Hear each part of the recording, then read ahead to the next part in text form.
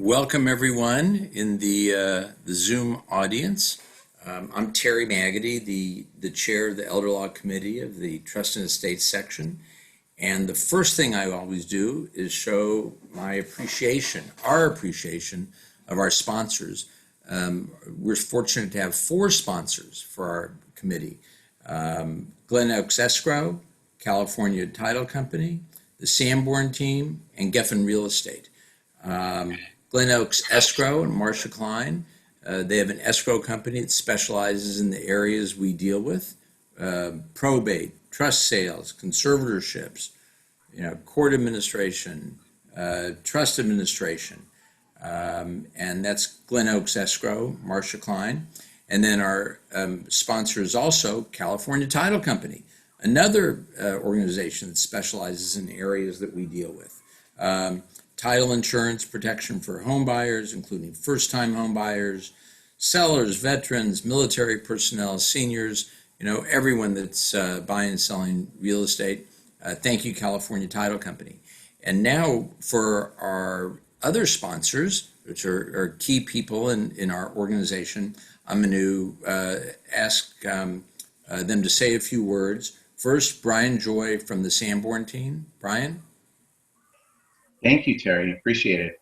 As you may know, the Sanborn Team has sponsored the Trust and Estates section for many, many years, and we are grateful for the opportunity year after year to continue to support this section. I wanted to let you know that even through the pandemic, even though the pandemic initially slowed real estate, sales are back and very robust. In the past 2 weeks, the Sanborn Team has listed 8 properties. All 8 properties received multiple offers, and all 8 properties sold for significantly over the asking price.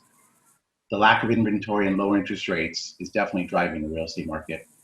The Sanborn Team is running on all cylinders and ready to assist you and your clients with all of your real estate needs. Thank you so much. I hope you enjoyed the meeting. Thank you, Brian. And now, Orit Gadish from Geffen Real Estate. Thank you, Terry. Hi, everyone. My name is Orit Gadish. I'm the founder and broker of Geffen Real Estate, a residential and commercial real estate brokerage based in Beverly Hills. We specialize in the probate and trust space, delivering custom, simple solutions to our clients focused on doing the right thing. Whether it's to sell a property as is, to renovate, or just wait to sell when it makes sense and there's a step up in basis. Our mantra is to maximize the return for the trust and estates that our clients manage. We do a cost-benefit analysis before we renovate properties to get the highest possible return on our property sales. We also provide strategic pricing and negotiations to generate momentum and push prices up to get top dollar for our clients.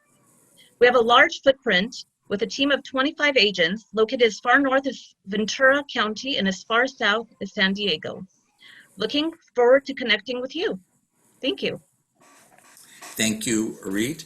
And now, before I introduce our speaker today, I want to mention our next program, which is in line with what we do, which are niche topics in the area of elder law, disabilities law.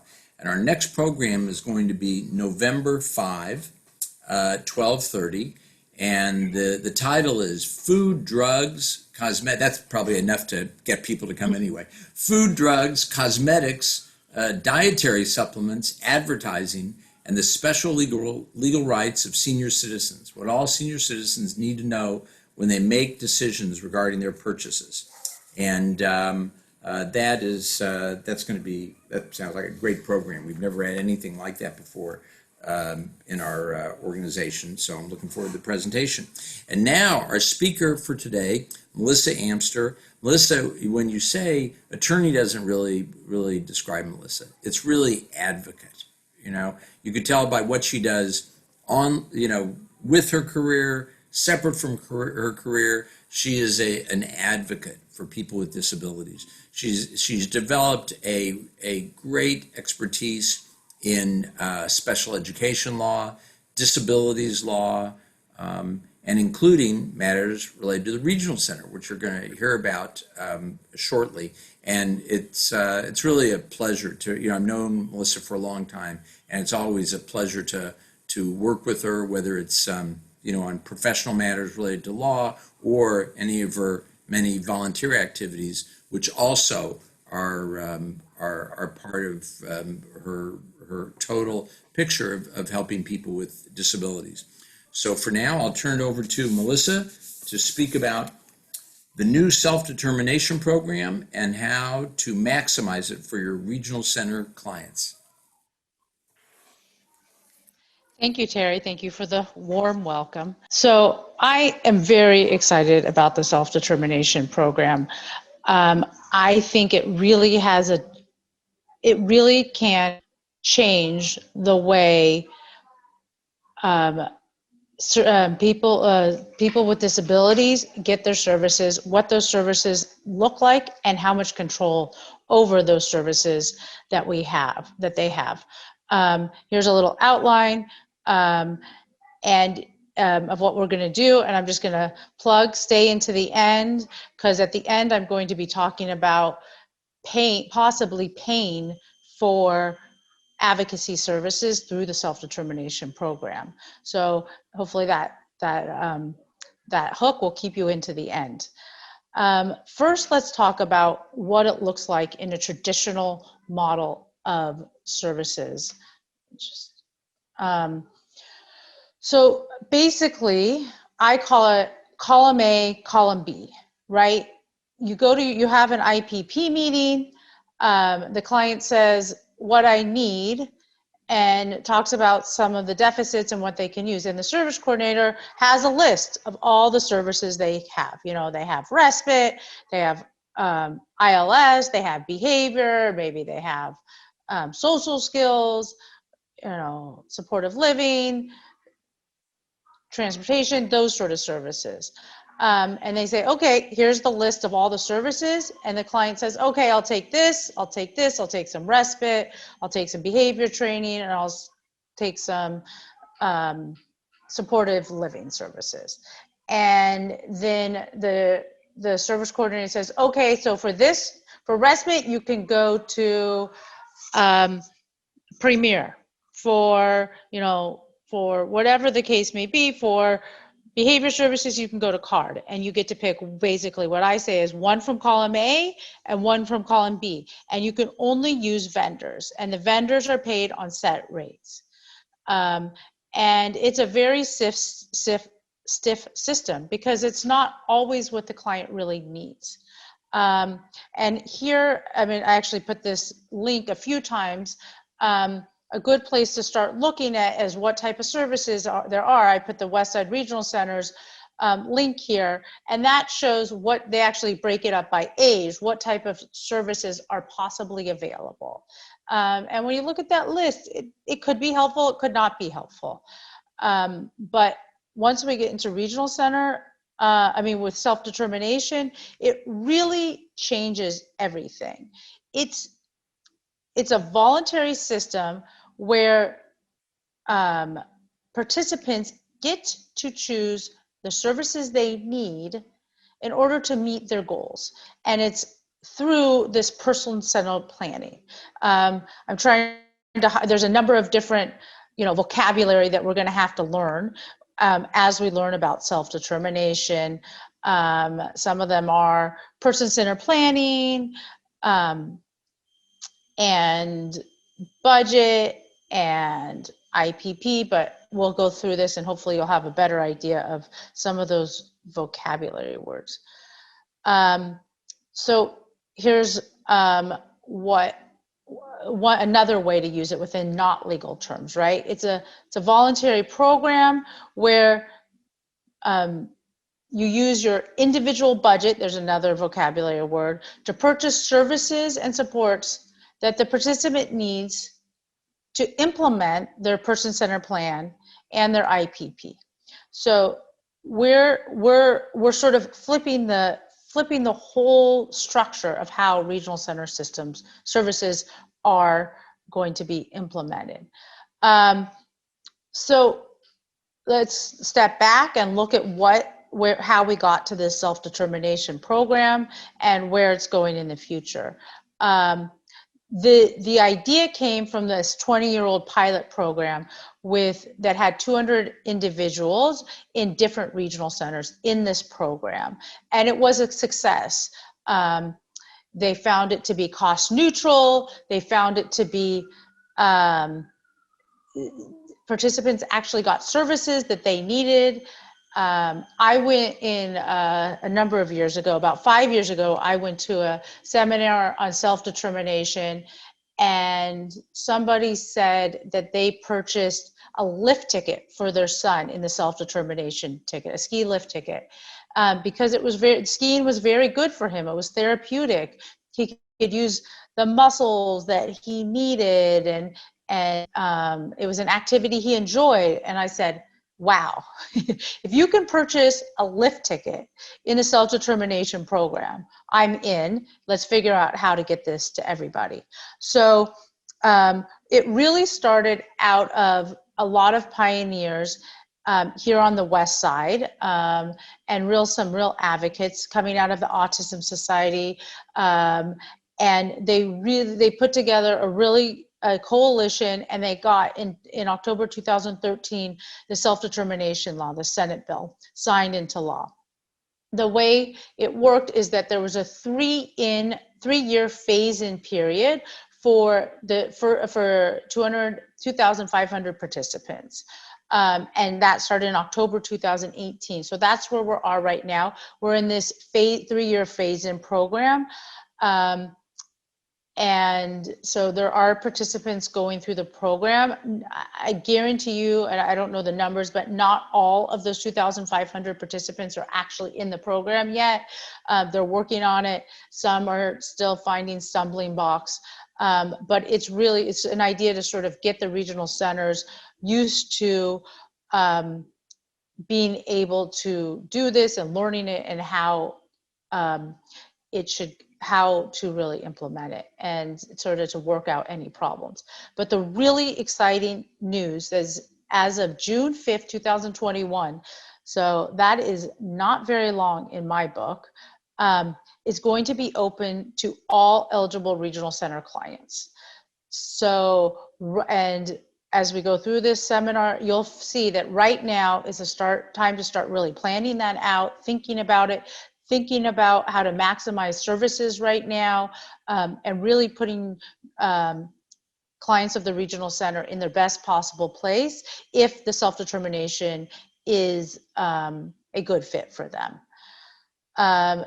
So here's the 5 principles of self-determination, and it really is sort of, I think of it as a movement, right? It's as we've had different movements, but this is really a disability movement, and this is really creating autonomy for people with developmental disabilities. So sort of the bigger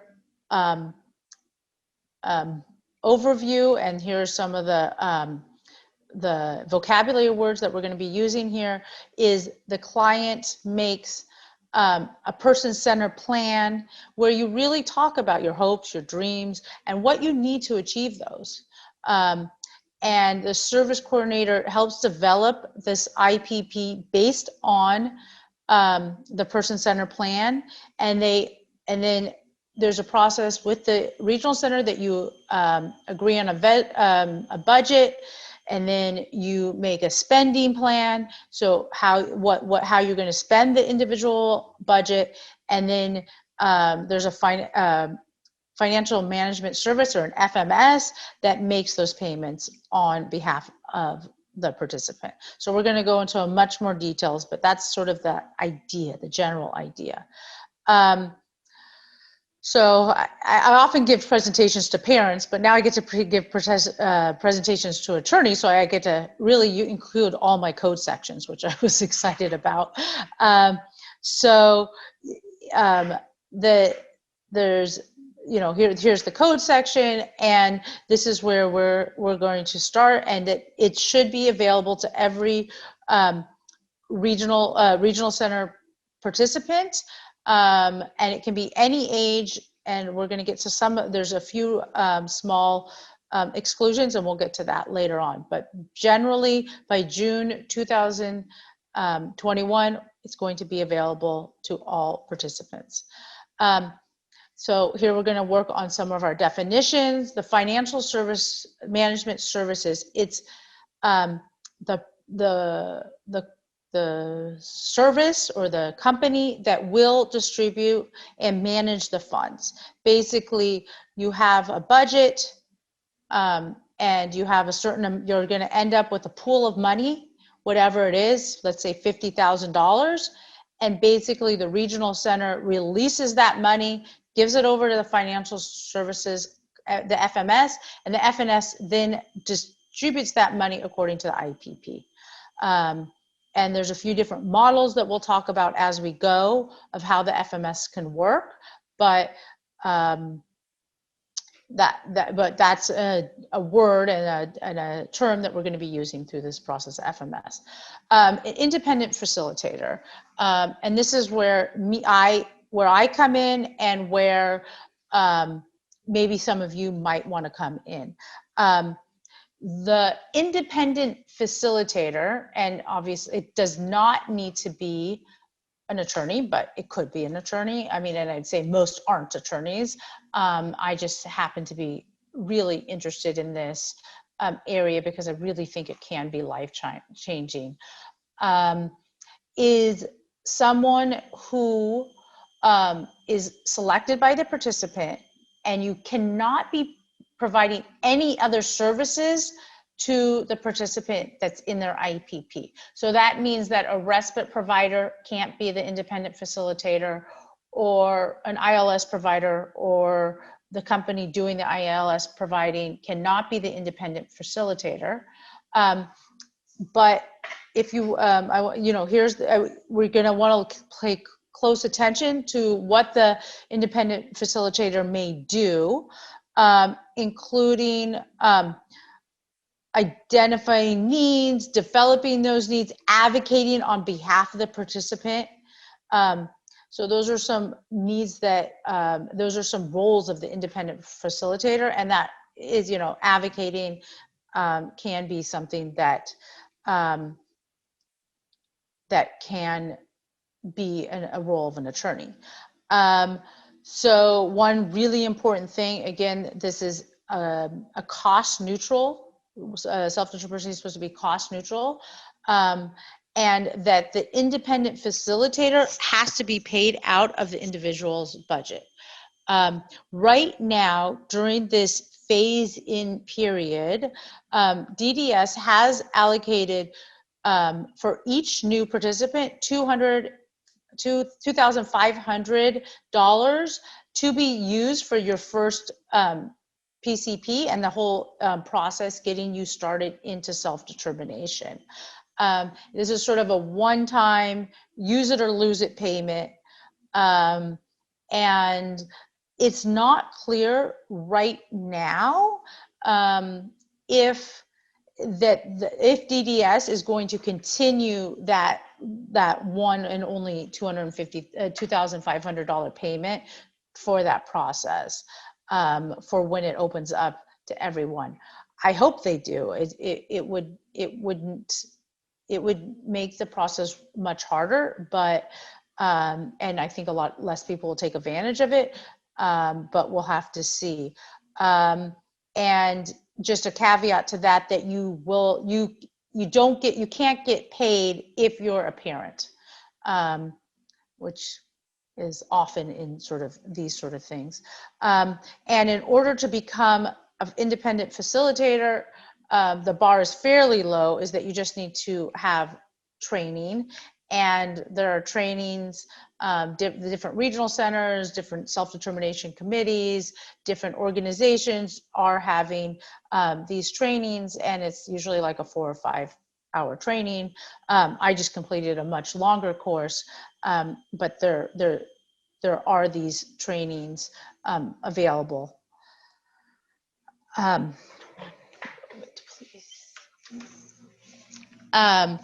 So there's two sort of budget terms that get that are a little bit confusing because they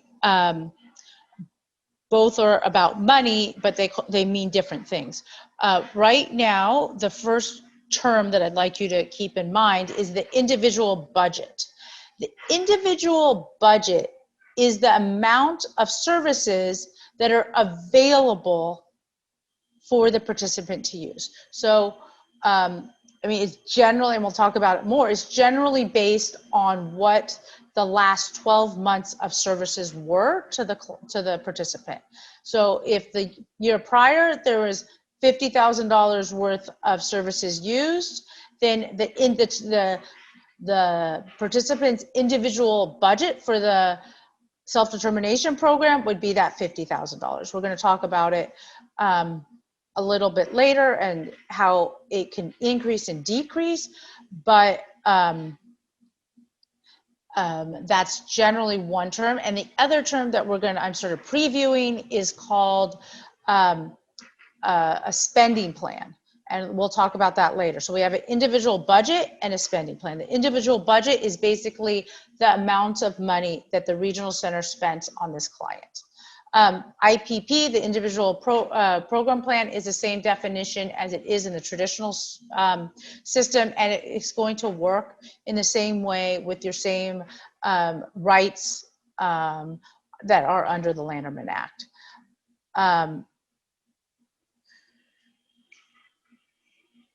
So it's a voluntary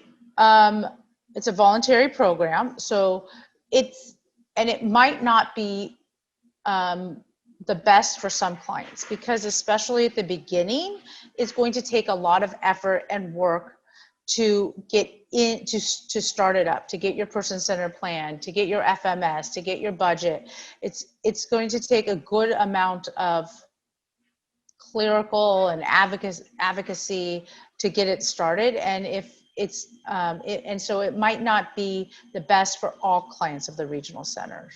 At any time you can leave and go back to the traditional model of receiving services, but you can't come back for 12 months. And I'm thinking in my advocacy hat that it might make sense at some point to leave, maybe work on your budget, get your budget really high, and then come back.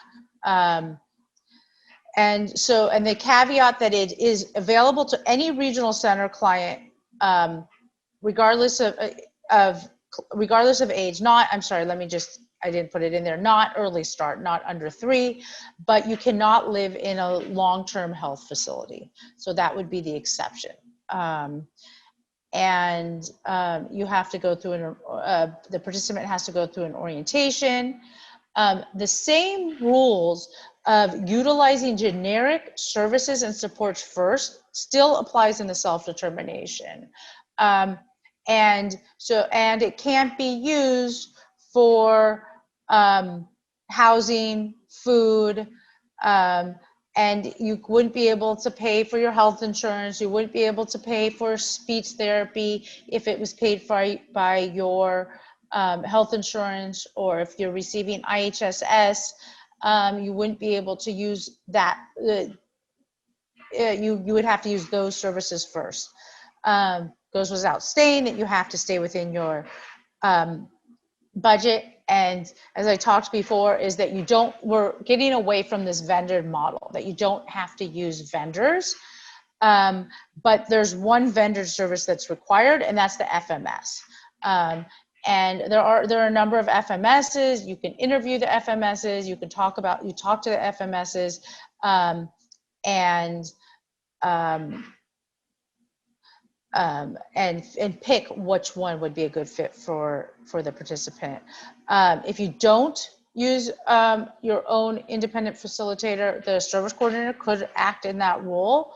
I'm not sure if that would make the most sense, but because I think there'd be a huge conflict of interest. But nonetheless, they're available if you wanted to use the regional center. So we talked about the independent facilitator. They can't provide services that are in the IPP, and the things that they can assist from, including the advocacy on behalf of the participant. So the steps that we're looking at first, and really the sort of the backbone of self-determination, is the person-centered plan, right? And that is, we're going to talk about it more, but that is the backbone of how we get to our ultimate spending plan and how we decide how the monies are used. Okay, so let's talk about the individual budget, and this is where this is where you can see that there's going to be a lot of room for negotiations and a lot of room for advocacy work. So what you start with is the total amount of services that were used for the past 12 months. So you look at those, the regional center should be able to give you what that, you ask the regional center for it, and they should be able to give you that amount of money. Some regional centers, we will give you the amount of money that has been authorized and then the actual money that has been used. And as we all know with regional center clients, is that often the amount is authorized and the amount is used is often very different. A lot of, especially families with, under 18 have respite, but they just don't use it. It's hard to find the provider. No one wants to work for the rate that respite pays. So there's often a lot of unmet needs, right? That's what we call it. So this is where we go into the adjustment period. During the IPP process, when you're negotiating the budget, an adjustment can occur if there's been a change to the participant's needs, circumstances, or resources.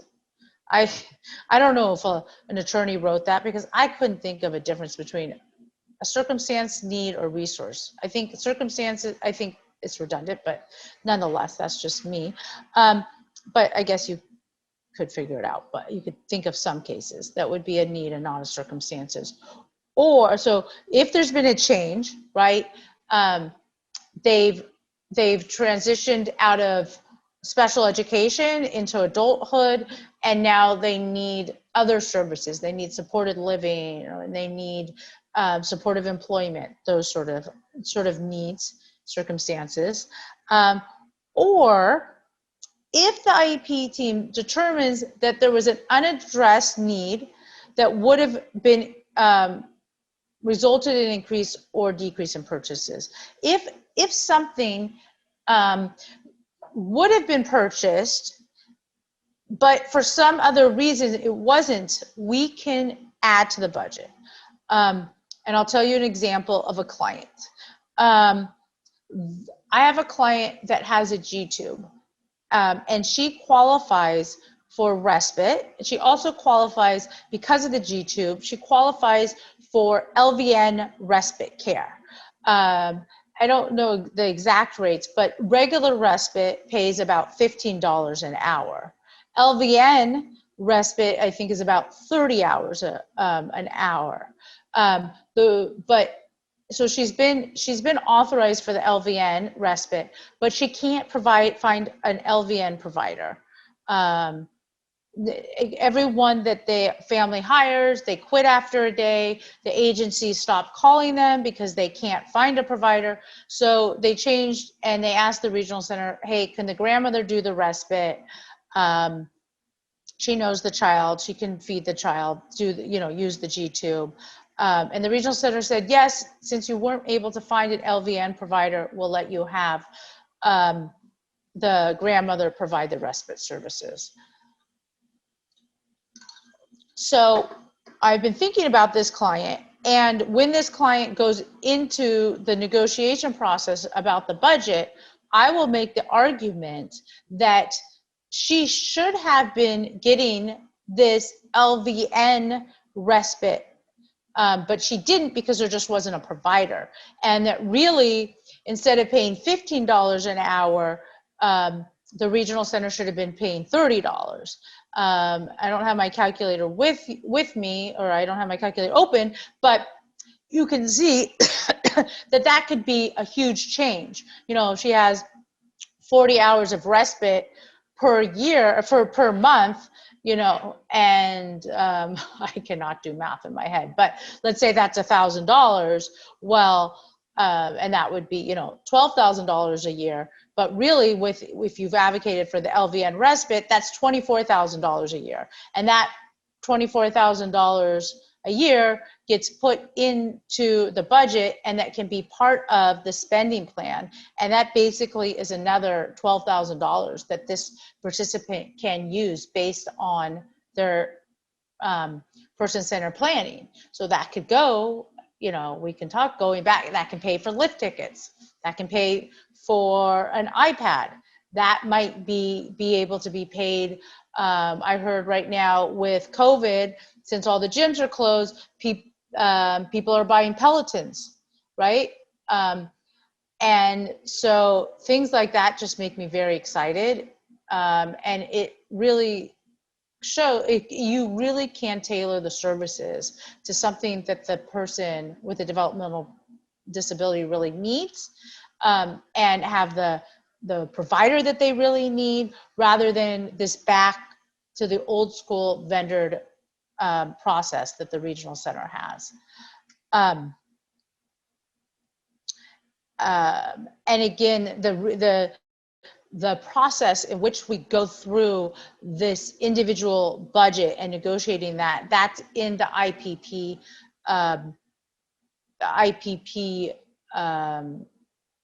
methodology of having meetings and having disagreements and stuff, and going back and forth and negotiating there.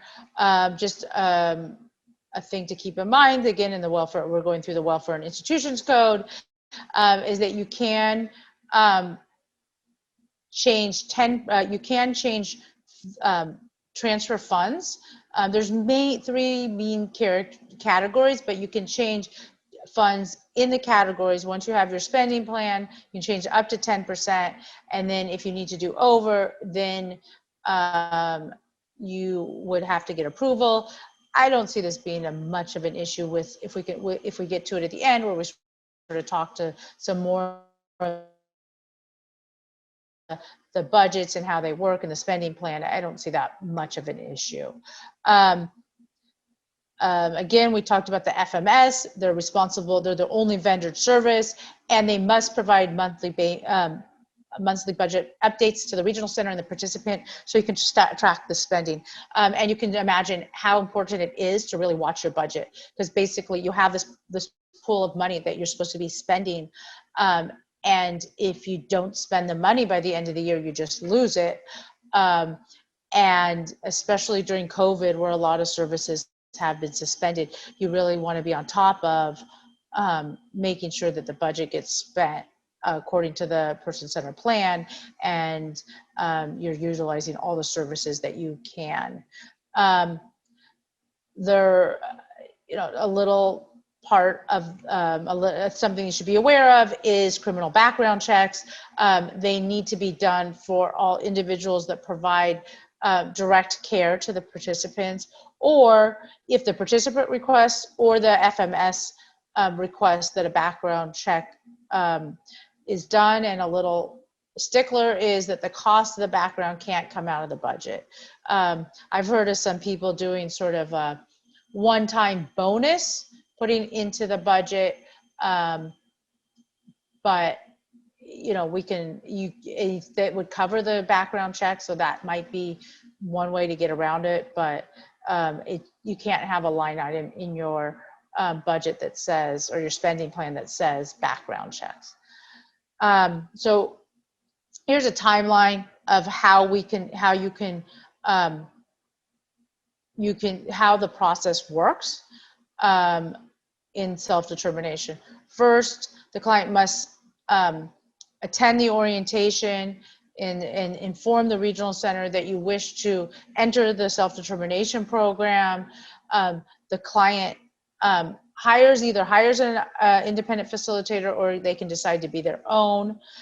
You start with the person-centered process, then you have your IPP meeting where you share your person-centered plan and you talk about the budget. You have a budget negotiations that could go in the IPP process, or I guess via email, and then the regional center will sort of certify that budget. And then remember, the budget is what the regional center spent for the last 12 months.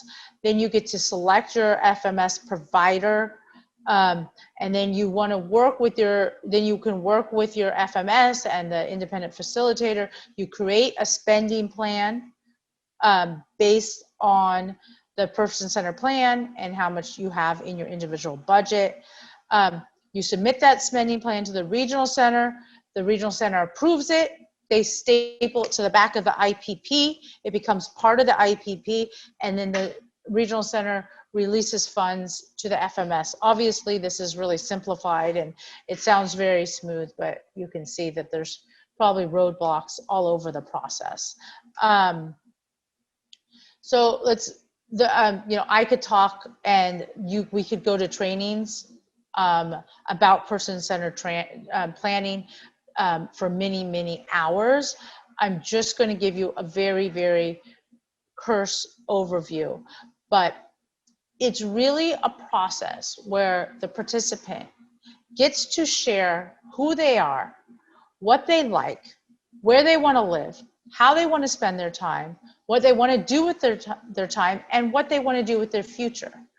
And the planning process is to sort of hear all those wants and desires and to put that into a plan and to identify the services and supports that they need to make that plan, make their desires and their hopes and their dreams and make those a possibility. And you want to, again, I really think of it as a movement, right? That's looking at the person. And you're supposed to, you're giving them a forum to share their hopes, their dreams, and what they want. And as we know, clients in the regional center have all different functioning levels and abilities. Some of them don't speak, some of them speak well, some of them speak with an assisted device. But almost all people in the regional center are able to communicate their likes and their dislikes, even at a basic level. And it might be at a basic level, but we know all behaviors communication, and we know that there are lots of different modalities to communicate. So even though the participant might not speak in sentences, they can speak with their eyes, they can speak with their assistive technology, they can speak with their behavior, and this is an opportunity to listen to those desires and help get those, and help really map those out and put together the person-centered plan. there's a few components. You want to have a pre-planning meeting, really to sort of get to know everything, figure out who's going to be at the plan, talk about what the plan meeting is going to be, and make it efficient. Person-centered planning, as one famous facilitator says, it's a party with a purpose. It should be festive. It should be fun. It should be a time to really support the participant and really listen to them. And then after the meeting, let's say the independent facilitator puts together the actual document where the person's wants, needs, goals are actually expressed, and the supports that the person will need to reach those goals. We talked about the individual individual budget quite a bit, but again, about the unmet needs, and it's really important to start thinking about them. I know with my clients that I've been talking about, hey, you might want to look at social skills. I know it doesn't necessarily fit with your schedule, but maybe now with COVID, you can start using social skills, and maybe start, and I know you don't really like, you haven't found a great respite provider, but maybe your neighbor across the street can provide some respite. But let's look at the traditional services and see what we can utilize as much as possible, so we can work on our budget and make sure that all the needs are being met in the traditional system as much as we can. So when you look at your person-centered plan and what the participant wants to do, we do have to align them with current regional center categories that are in the traditional system. But so let me give you some ideas here. An adult wants to take swim lessons. That could fall under community integration, personal assistance, or tailored day services. Let's say they want a child wants to go to a dance class or a ballet class. So that could be social skills or respite. An adult participant wants a graphic designer to help with their website. That could be customized employment, personal assistant, job tailor. Want to take college classes, right? The regional center doesn't pay for college classes, but and also doesn't pay for someone to help them in the college class. But it could be a personal assistant, tailored day, community integration. A child wants to go to camp. That could be could have been specialized supervision for extended school year, social skills. So when we go back to our person-centered plan, we can look at it, and then we want to see what sort of how we can fit that into the traditional system. What we do when we do this is that we sort of we think big, and then we figure out what category that they might fall under. One principle that must be kept in mind as we start this planning process is that the final rule, and what it means is that it prohibits Medicaid dollars to pay for HCBS in a setting that is not integrated into the community, including group living situations or isolated employment. And so for all funds, it goes into effect on March 17th, 2020, and I guess unless it is extended because of COVID, that it all needs to file this final rule that it's integrated, and that people with disabilities have a voice in their services and what they do with their life, and and to be integrated in the community. But right now, everyone under the self-determination program must comply with the final rule. So services that are isolating and that are only with people with disabilities would not fall under the final rule. So you want to really be thinking about what those services might look like and maybe how to include more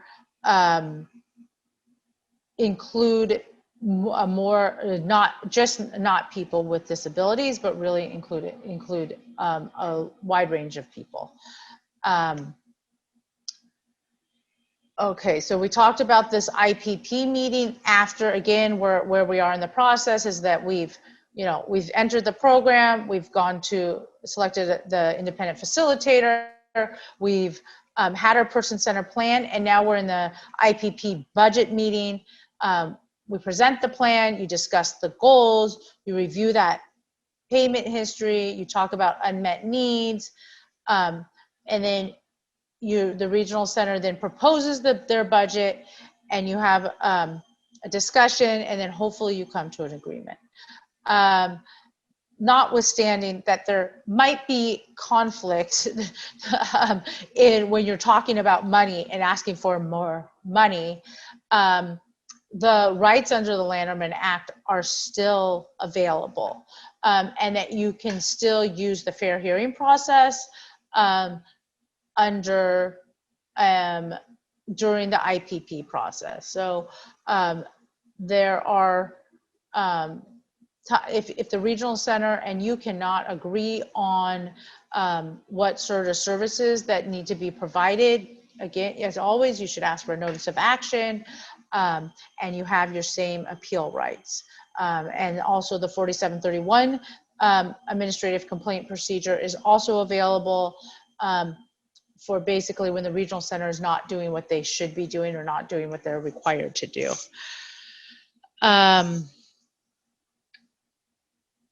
So let's talk about the FMS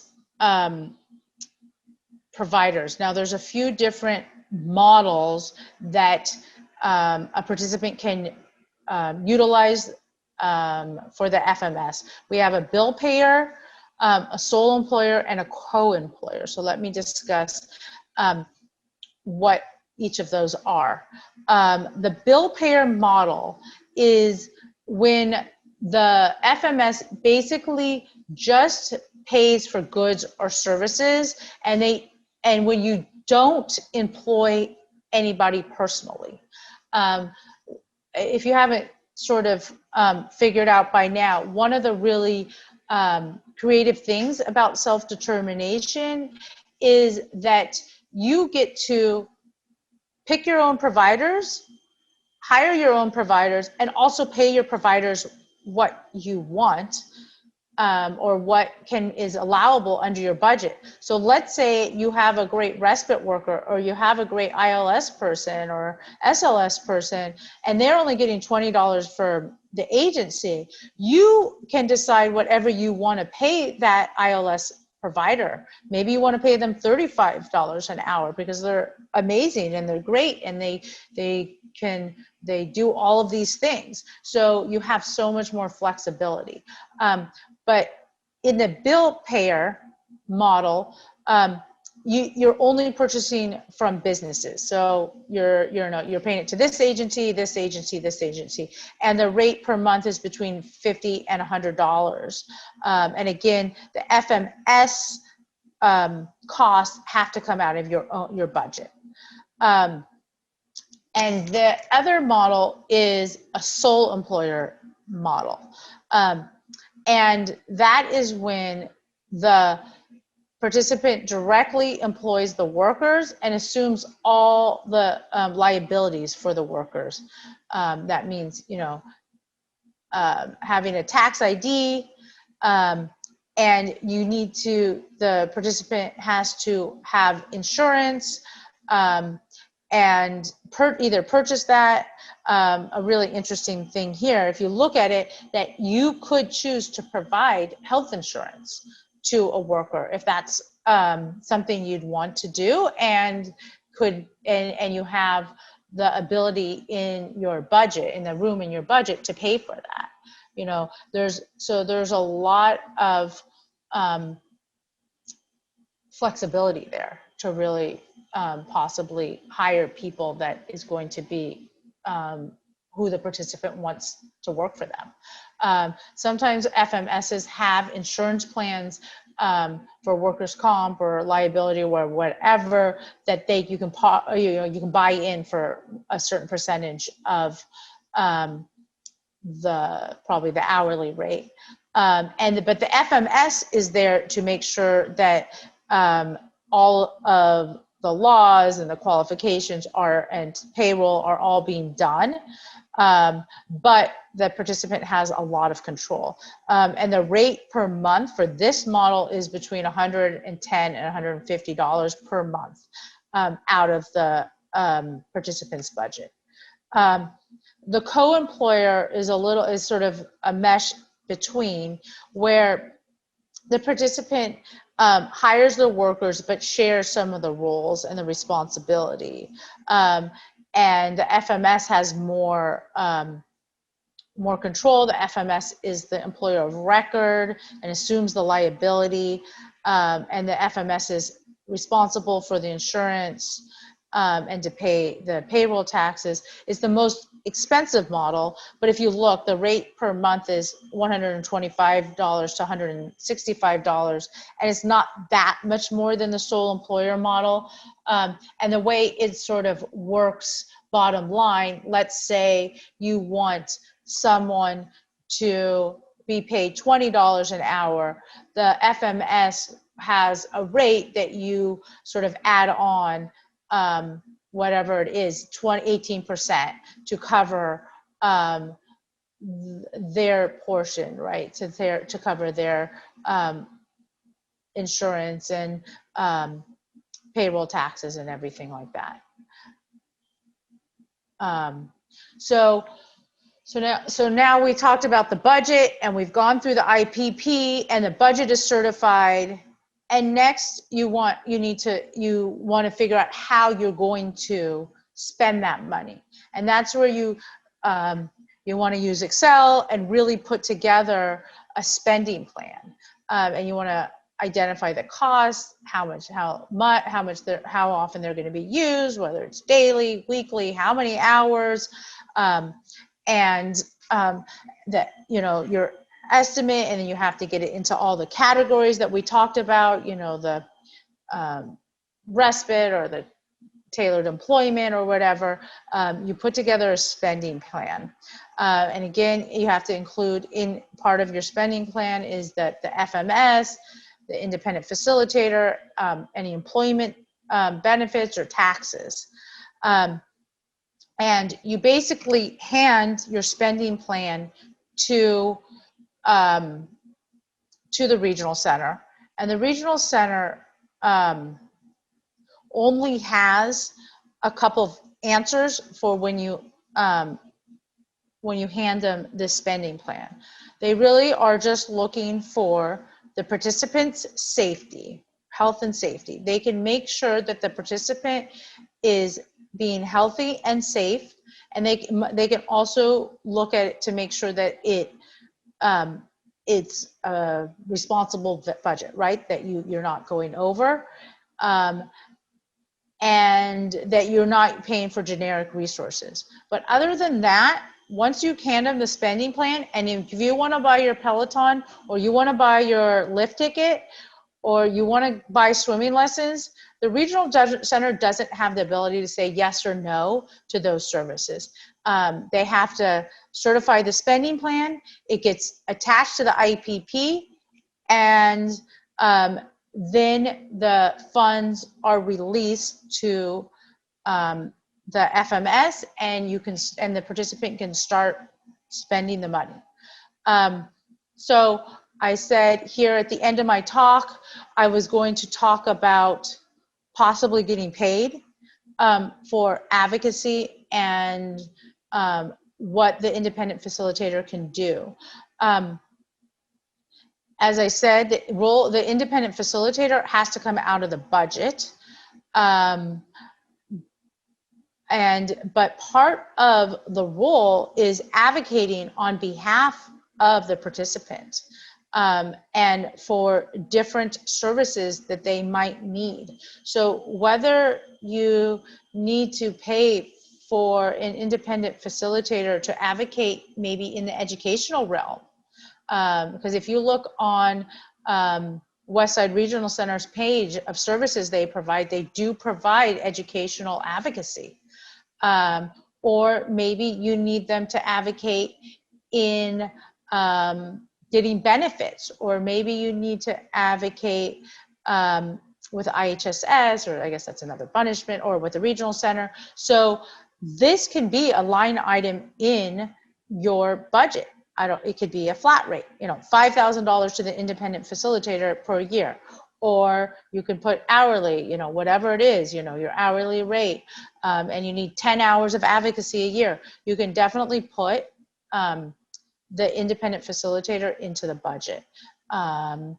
And that is how I see, attorneys getting paid for their services in the self-determination process. So I just have some resources. I'll just tell you a little bit about them. DDS, the Department of Developmental Services, is, the governmental organization overseeing the self-determination program. Their program page is very good and has a lot of resources. The Westside Regional Center self-determination page is also very robust. I didn't speak about it, but each regional center has an advisory committee. The Westside Regional Center's advisory committee meets monthly on Zoom now. And then the reason that it's so good is that the advocates that started the self-determination process really come from the Westside. So those